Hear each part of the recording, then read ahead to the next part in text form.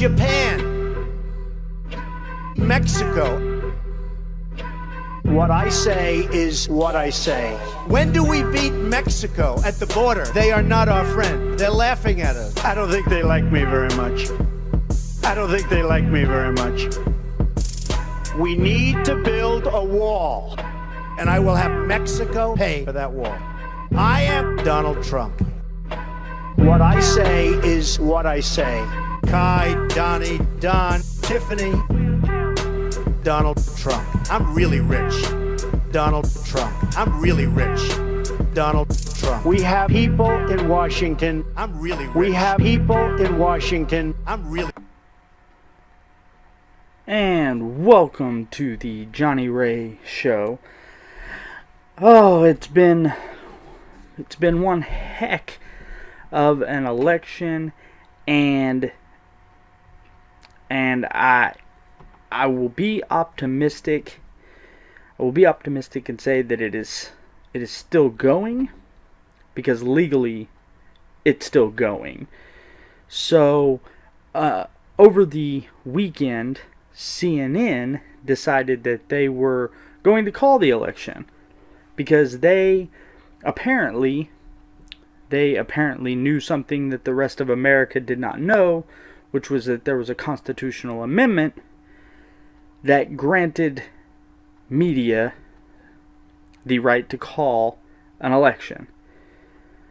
We will get to that, as well as Biden's victory speech that was pretty preemptive, seeing that it's still going on, as well as his message of unity.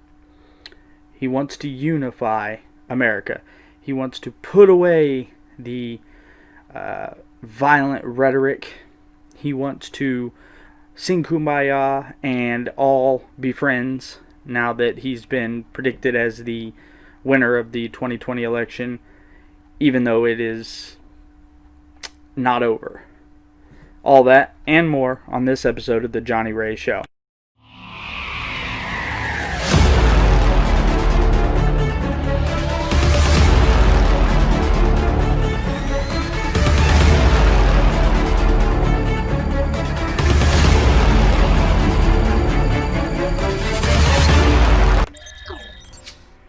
Welcome back to the Johnny Ray Show. I appreciate you for joining me.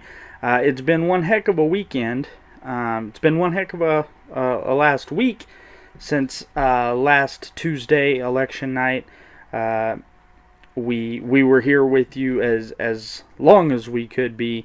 Had some special guests, had some things going on. It's been crazy, and it's still going. Contrary to CNN, MSNBC, Fox News,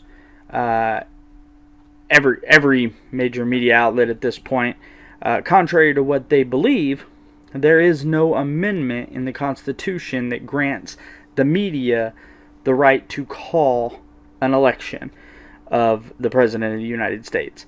Donald Trump has not lost. He has refused to concede.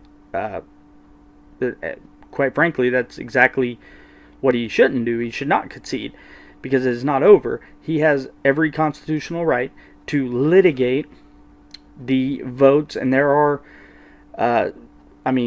mass amounts just that have been brought to light recently, that if he can prove in the Supreme Court that it was likely to affect the outcome of the election, he could very well George W. Bush the 2020 election.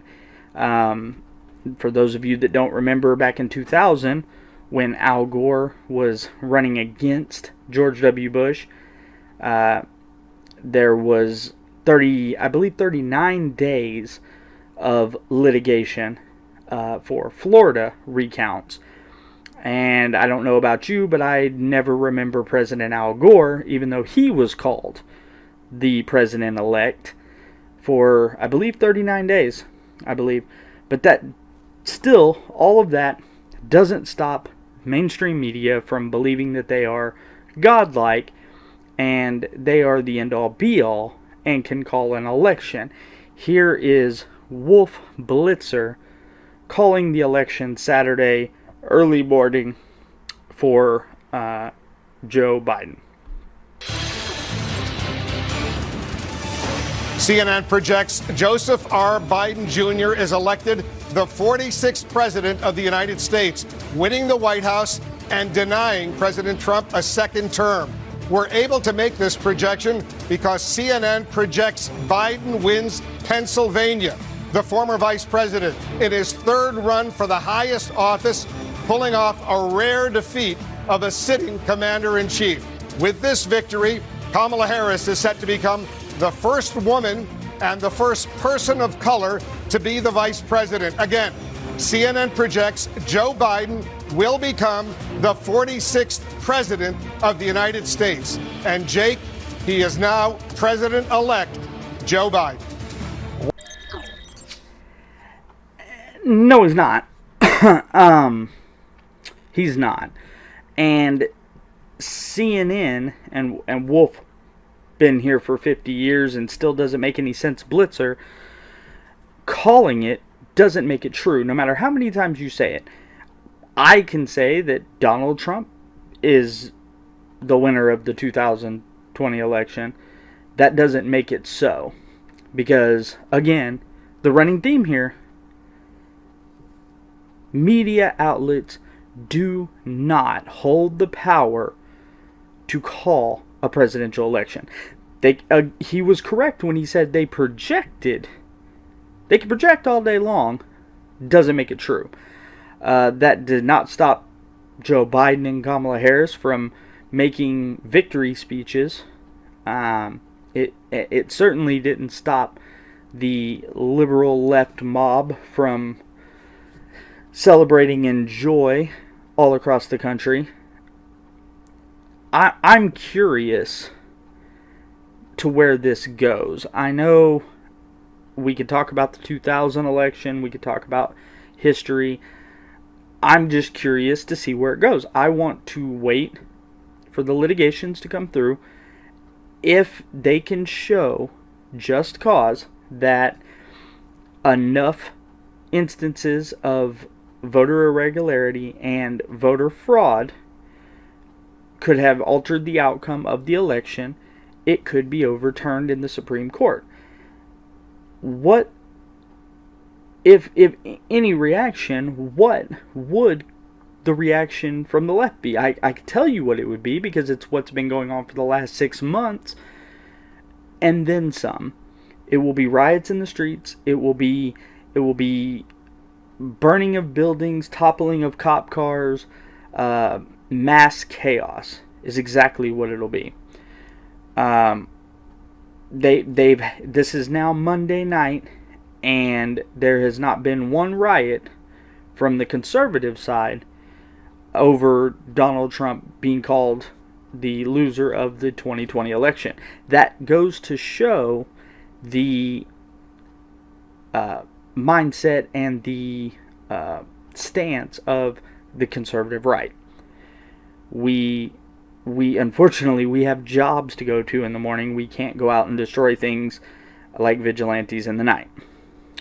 Now, Biden did do one thing as the quote-unquote president-elect, I guess. He's actually cured COVID-19.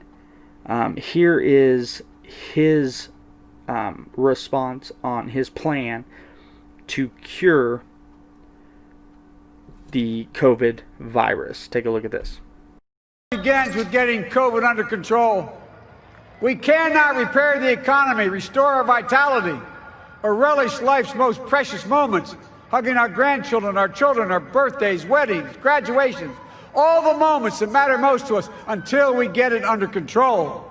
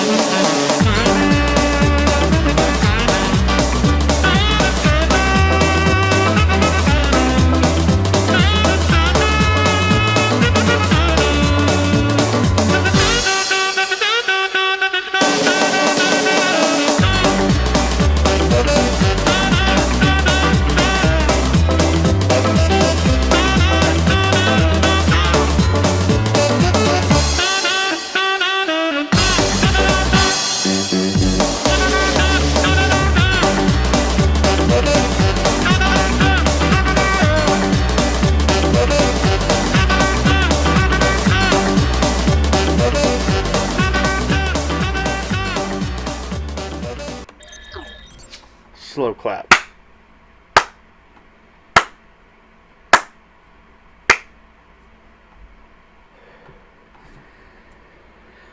America. I mean, all it took was the announcing of Joe Biden as the president-elect, preemptively, but the announcement to cure COVID-19, the virus that has ravished this country and many countries all around the world. All it took was Joe Biden. That's amazing. That is America. Now, with that can only mean one of two things. Either A, the media is damned liars, or B, COVID-19 isn't a huge deal like they've said it was, which I guess would in turn make them damned liars. So either way, the media are damned liars. My question is, in a month or so, when all this litigation gets wrapped up, if Donald Trump is indeed the winner, if it is proven that the allegations of voter fraud and voter irregularities is proven to be just, and Donald Trump is announced as the re-elected president of the United States, are the media outlets going to count the vast thousands and thousands of people dancing in the streets with no masks, sharing champagne bottles between 10, 20 people at a time, dancing in the streets half naked, throwing flags around, screaming and yelling in each other's faces, hugging, dancing? Are they going to count that as the spike in the coronavirus cases? Or are they going to still blame that on Trump like they have with his rallies? It's a serious question. Before I forget, make sure that you like, share, comment, and subscribe. Make sure when you subscribe on YouTube that you click the little bell, because without that little bell, I'm buried in obscurity. And you will never, ever know when new content comes out. That little bell is the gatekeeper of YouTube. Lord knows, as much social media heat as I receive, I would like to keep as little on the YouTube side as possible. So make sure that you click the little bell so that you know when I'm coming out with new content. You can also catch me on Spotify, SoundCloud, anywhere where audio podcasts are available. I also try and post the videos as much as I can to Facebook and Twitter. I'm now on my 9th, I believe, Facebook account. I know some of you are getting rather tired of accepting my friends' requests every 2 days when I get a new Facebook, because they banned me on one without saying anything. And actually, on the next segment that I do put out, I am going to go and show the biases between the Facebook and Twitter social media big tech. I am going to show, just anecdotal obviously, but the personal biases that they have against conservatives such as myself. So right now I could use all the support that I could possibly get, so make sure to like, share, comment, and subscribe. Send my links as far and wide as you possibly can, because the more subscribers I get, the more I can put out and be able to bring to you. So now that we've gotten past the COVID problem, we now have, I'm going to go to the victory speech, if you will, of Joe Biden, the preemptive, not official, nowhere near officialized president-elect, quote unquote. So I need a cigarette for this because it's that ridiculous. Take a listen to this. My fellow Americans and the people who brought me to the dance, Delawareans. I see my buddy Senator Tom Carper down there, and I think Senator Coons is there, and I think the governor's around. Is that Ruth Ann? And that former Governor Ruth Ann Minner. And all the dead people that voted for me in Michigan and Pennsylvania. Thank you. I see you out there. Is that Muhammad Ali? Did he voted for me? He voted for Joe Biden. And who stopped? Why'd I stop? Give me a break. I mean, honestly, I understand the person who's going into presidency to give their little speech, even if it is far in advance preemptive in Joe Biden's case.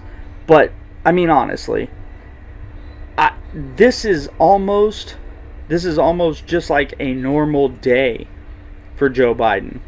Like that's actually how he goes into a meeting. He goes in, we got the thing. Come on. All right. So he continued on with this. They have spoken. They've delivered us a clear victory, a convincing victory, a victory for we the people. I mean, it's not really a clear victory, Joseph. Joey, it's not a clear victory. It's still in litigation. It's not a clear victory. Your entire speech so far has been just your morning routine and then a complete fabrication and lie. That's what your speech has been so far. Your acceptance speech is possibly the worst acceptance speech ever. In the history. A blindfolded, stuck in the basement Stevie Wonder can see. You are literally just grasping at this point. Grasping. That didn't stop him from going on. He goes on to do what he does best. And that is plagiarize. I pledge to be a president who seeks not to divide, but unify. Who doesn't see red states and blue states, only sees the United States.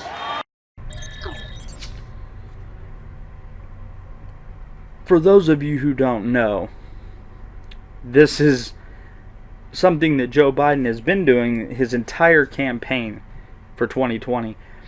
And it's completely and utterly stolen. He stole that particular section from his president while he was vice president, Barack Obama. Barack Obama specifically said, I don't see red states. I don't see blue states. I see the United States. We're our country together. And then proceeded to systematically attack anybody who was on the conservative side of the aisle in what he didn't see as red states. He systematically attacked them. He attacked law enforcement in red states. He attacked bakeries that didn't want to bake cakes. He's attacked anybody who differs on the opinions of his side of the aisle. So I don't see red states, I don't see blue states, it sounds great on paper. It's a giant lie. And he proved it, and Joe Biden has proven it already. He's been talking about this his entire campaign. Meanwhile, he attacks everybody from red states. He calls them chumps. He called them losers. He's called anybody who differs from him ugly. He's called them racist. His party has called conservatives racist for the last 4 years. Anybody who even halfway remotely supported President Trump for 4 years, he called them xenophobic. He called them Nazis. He called them white supremacists, even though black people support him. I still don't understand that one. He has consistently proven that either he woke up Saturday morning with a completely new outlook on life, or he is a damned liar. I'm going to go with the latter. I think he's a damned liar. I don't think he doesn't see red states and doesn't see blue states. I think he sees his party and anybody who doesn't agree with his party, he sees as racist, bigoted, xenophobic, Nazi, white supremacists. That's what I believe. And he proved that with the next statement. Take a listen. Those moments when this campaign was at its lowest ebb, the African American community stood up again for me. You've always had my back, and I'll have yours. You've always had my back.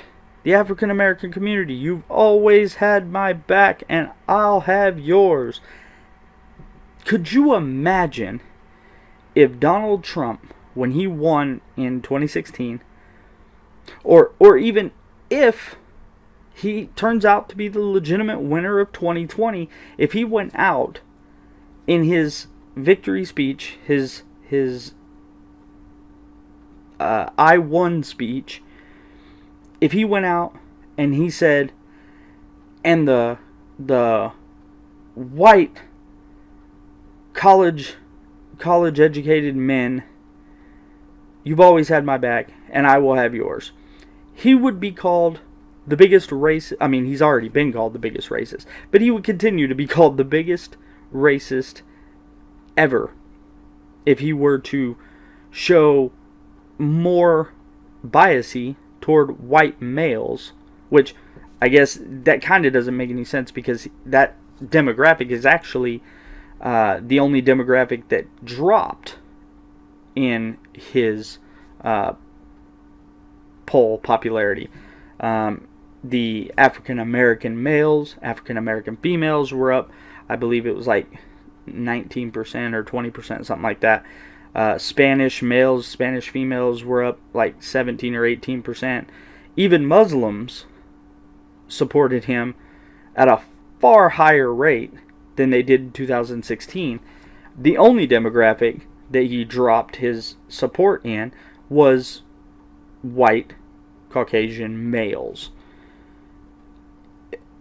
But if he were to go out and show his support to just one racial group, such as the African American community, he would be called racist. He would be called Latinophobe, I guess. I don't know if that's a thing. We're making it a thing.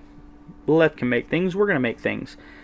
He would be called every name in the book again for the next 4 years, which he's going to be called that if he does win for the next 4 years. The next 4 years, if he is reelected, turns out he did win, the next 4 years are almost going to be the last 4 years repeated. It's going to be like when your favorite TV show, when it plays through the season, and then you get the season finale, and then starting the next week, they just restart the season again, so you can watch it through the off season. That's pretty much what the next 4 years will probably be as far as the media and the left goes, if Donald Trump is confirmed as being reelected instead of Joe Biden.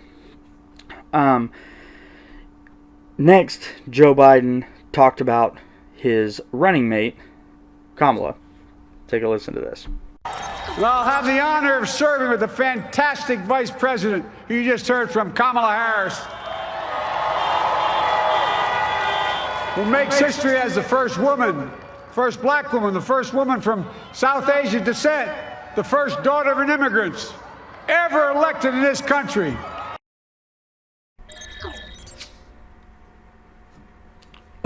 First of all, That's a lot of things that the left tends to do this. Anytime that they want to gain some sort of momentum, some sort of support, some sort of base, they ramp up on the random qualities, the traits that are naturally given. They never ramp up on, the things that you can choose to be. They never ramp up and say, the first vice president that has wanted socialism. They don't want to do that because then, they lose part of their base. They always ramp up on things that are inherently given that you can't change. Like in Kamala's case, the first African American, part Asian, part Indian, these are all things that she has no control over being. And nobody gave a crap when they were voting for her. Even the ones that were legitimate votes for Joe Biden and Kamala Harris. Nobody cared. If they cared about stuff like that, Elizabeth Warren would have went further in the Democratic primaries. Pete Buttigieg would have went further in the Democratic. Kamala Harris herself would have went further in the primaries. She was like the first to drop out. Obviously, people did not care about that. They wanted the first African American, Pacific, Asian, Indian woman vice president, but they didn't want all of that first woman president. It just doesn't make any sense. If they cared about that, she would have been the Democratic primary candidate, not Joe Biden. And another thing that I find particularly funny with the left is that they always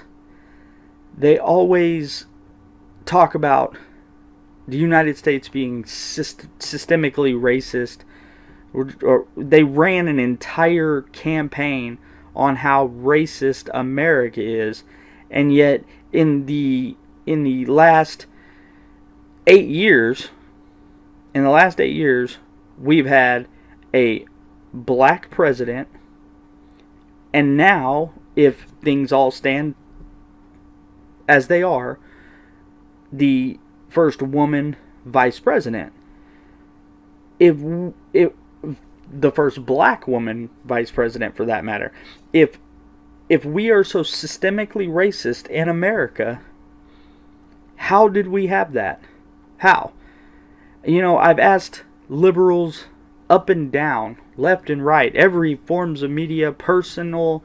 I've asked them. Nobody can give me an answer. If we are so systemically racist, how did we have a black president, now, as things stand, a potential black female vice president? We have multi-million-dollar athletes that get paid multi-millions of dollars to play a game that most people would play for free. We have black actors who get paid far and wide more than their counterpart white male or even white female actors and actresses.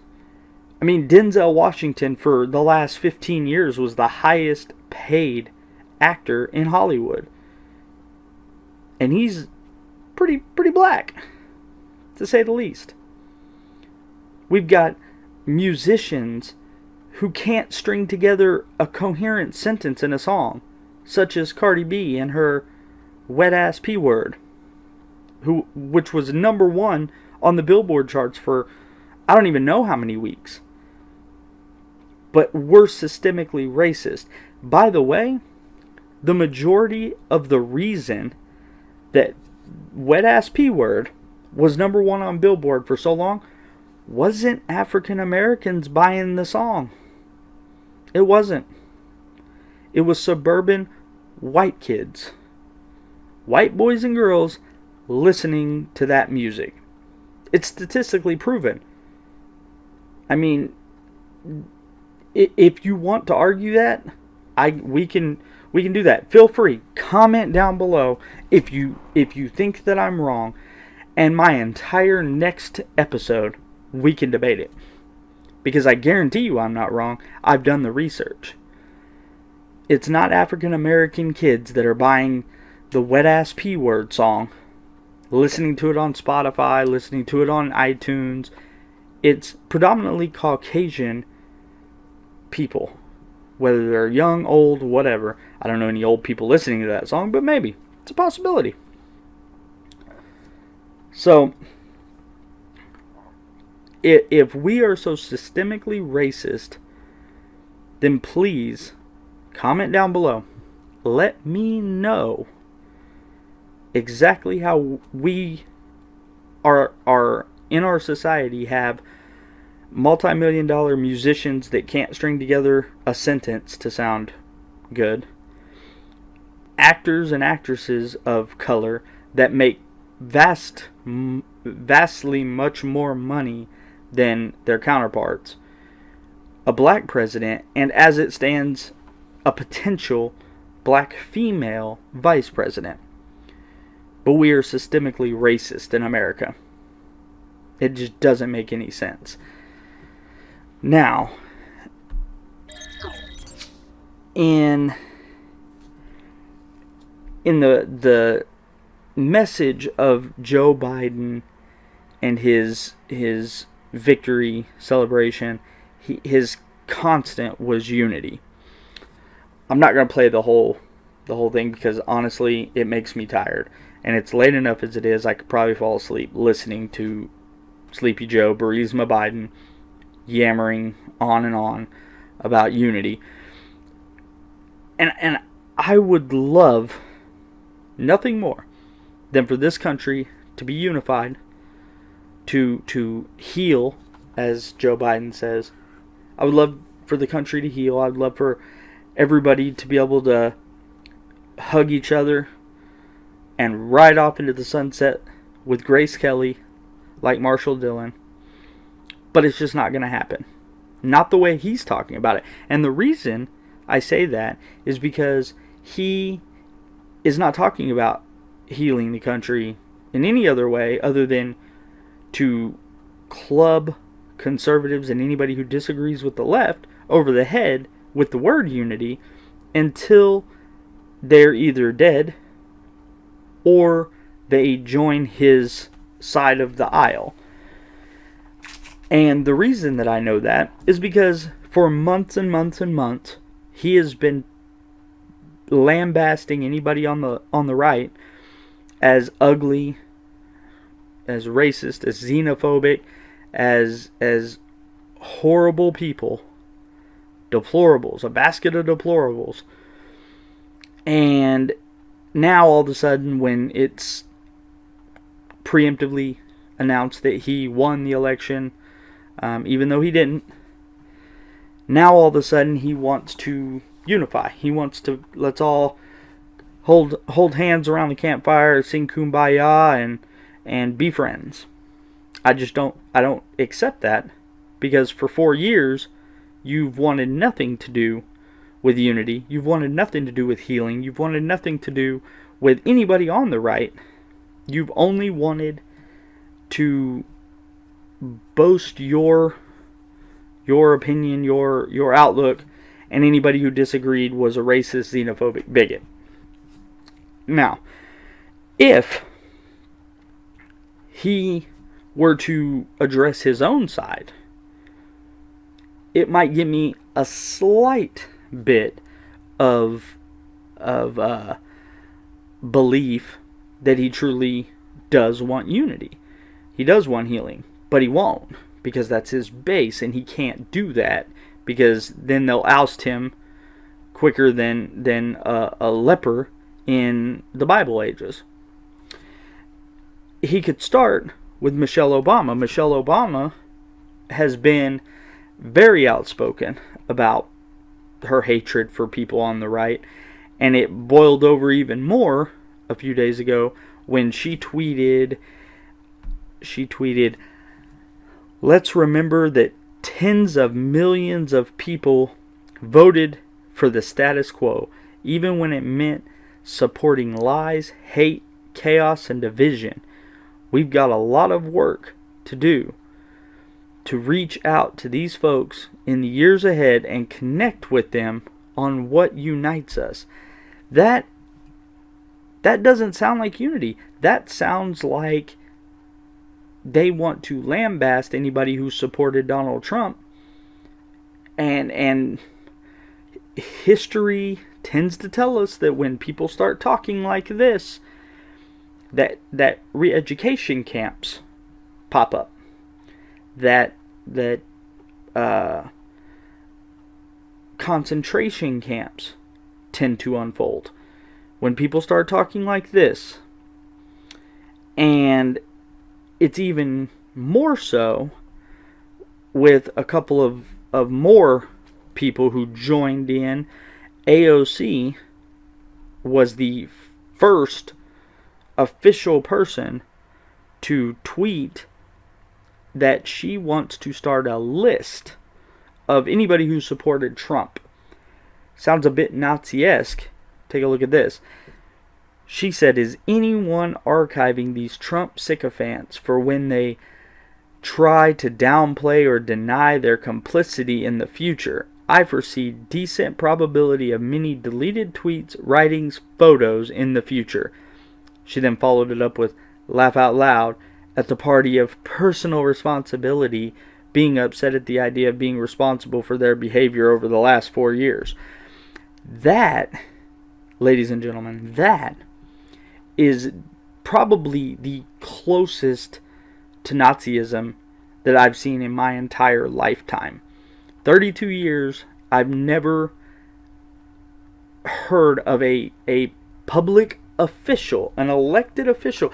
This broad, Crazy Eyes Cortez over here is an elected official in the United States government, and she is suggesting lists of people who don't support her ideals, who don't support her ideologies.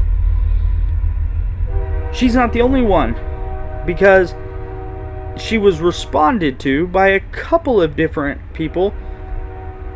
Emily Abrams said, we're launching the Trump Accountability Project to make sure anyone who took a paycheck to help Trump undermine America is held responsible for what they did.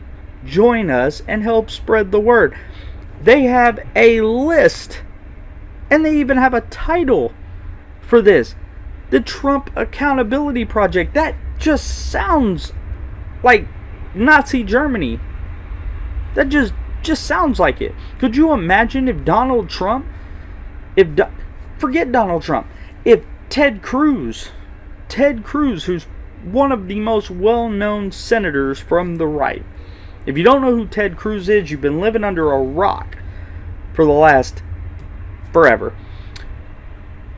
Could you imagine if Ted Cruz came out on Twitter or Facebook or anywhere for that matter and said, we need to gather a list of everybody who supported Joe Biden, Hillary Clinton, Barack Obama, Alexandria Ocasio-Cortez. Could you imagine what the left would do? He wouldn't even get the enter button on the tweet before Twitter would take him off. Facebook would ban him and banish him to Facebook hell. I mean, could you imagine the outrage of CNN, MSNBC, ABC, even Fox for that matter, because they've wandered off to the left too. I'm not going to even talk about them. I have canceled my Fox. My Fox is done. I don't even think I'll watch Fox locally, simply because it shares the name Fox. But they were not the only ones. Michael Simon said, yes, we are the Trump Accountability Project. They even have a Twitter handle for it. Trump ACC Project. Every administration staffer, campaign staffer, bundler, lawyer who represented them, everyone This is Nazi Germany circa 1940. Look at this. Look at these. This is ridiculous. Michelle Obama, she's in there. I mean, ridiculous. It's crazy. These people are nuts. They're certifiable. At the very least, certifiable. If anybody other than the radical left ever thought to come up with this idea, they would be lambasted and whisked away to obscurity and burned at the stake like a witch during the Salem trials.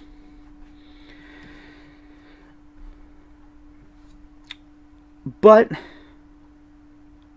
there's one thing that I can say. Before I go, I want to speak directly to AOC. Sorry, we can't say AOC. She said it's sexist. So Alexandria Ocasio-Cortez. I can't roll my tongue like the Latinos do.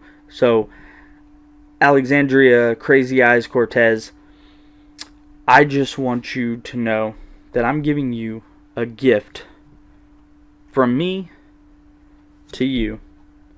I hope you enjoy it. I'm gonna have to go tell the world exactly what's on the list. You know what? You know what? You just made the list. You just made the list! You just made the list. You just made the list. You just made the list! I hope you enjoyed it. Feel free to take it, use it, spread the list far and wide. And when you do, you put my name at the top of that list. Spell it right. That is JOHNNYRAY.